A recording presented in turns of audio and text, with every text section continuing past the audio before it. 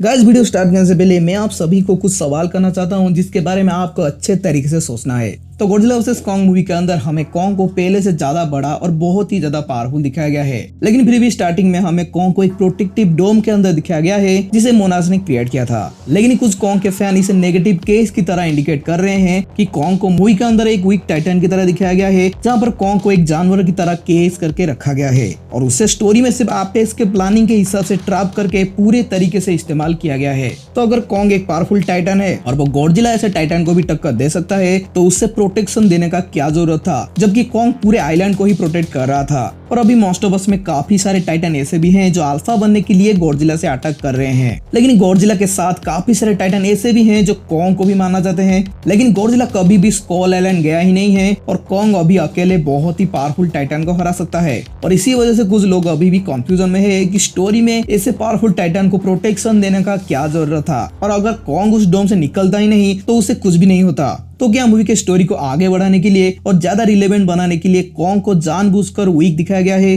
और बिना किसी रीजन से कॉन्ग को सभी टाइटन से फाइट करना पड़ा है? इन सारे डाउट के आंसर को जानने के लिए वीडियो को एंड तक देखते रहिएगा।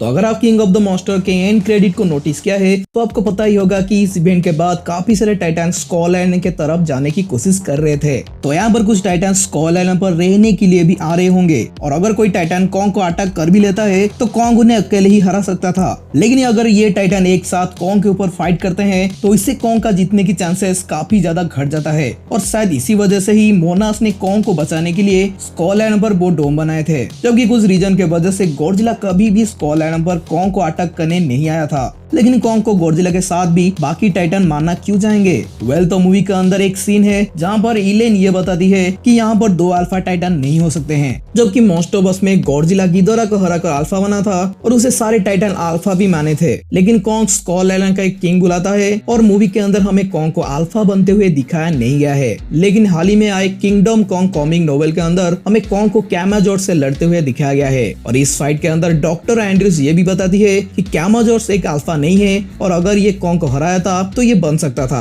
मतलब कैमाजोर्स की तरह बाकी सारे टाइटन भी कॉन्ग को अल्फा मानते हैं और इसका रीजन शायद हॉलो अर्थ के अंदर छुपा हुआ है।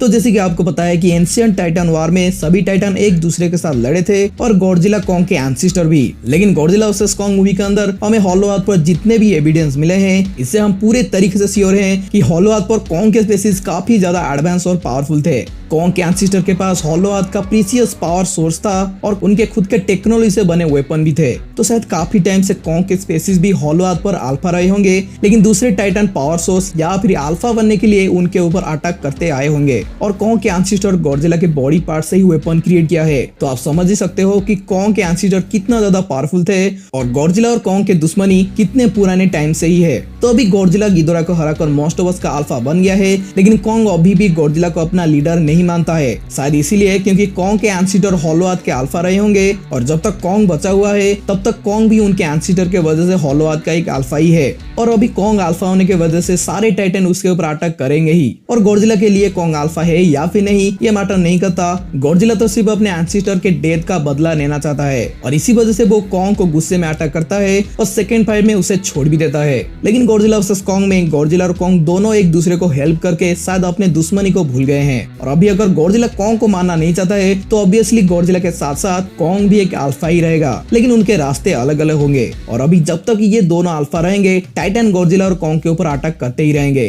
तो मूवी के अंदर कॉन्ग के स्पेसीज को भी गॉडजिला के जितना ही पावरफुल दिखाने की कोशिश किया गया है, और मूवी के एंड में दोनों टाइटन को रेस्पेक्ट करते हुए स्टोरी में दोनों को ही अल्फा की तरह ऑडियंस में रिप्रेजेंट किया गया है। इसलिए मेरे हिसाब से तो गॉडजिला के फैंस और कॉन्ग के फैंस दोनों ही सैटिस्फाइड होना चाहिए, और स्टोरी को नेगेटिव में लेने के बजाय स्टोरी के हिडन मीनिंग को समझना चाहिए और उससे फैक्ट के साथ एक्सप्लोर करना चाहिए। लेकिन सभी के वे ऑफ व्यू अलग अलग होते हैं, तो आपके नजरिए से क्या गॉडजिला या फिर कॉन्ग को स्टोरी में ज्यादा ओवररेटेड या फिर वीक दिखाया गया है? मुझे कमेंट पर जरूर बताएं। आई होप आज का ये वीडियो आपको पसंद आया होगा। तो वीडियो पसंद आया तो वीडियो को एक लाइक कर दीजिए। चैनल पर नए हो और चैनल को अभी तक भी सब्सक्राइब नहीं किए हो तो शायद आप फ्यूचर में काफी कुछ मिस करने वाले हो, तो चैनल को सब्सक्राइब भी कर दीजिएगा। लेकिन वीडियो एंड करने से पहले आज के लिए आपका क्वेश्चन है कि कॉन्ग के एक्स को किस तरीके से चार्ज किया जा सकता है? तो आज के वीडियो को यहीं पर ही एंड करते हैं, लेकिन हम फिर मिलेंगे इसी चैनल पर किसी और एक नई इंटरेस्टिंग थ्योरी और एक्सप्लेनेशन के साथ। Till then be safe, be smart and keep watching movie explainer YT।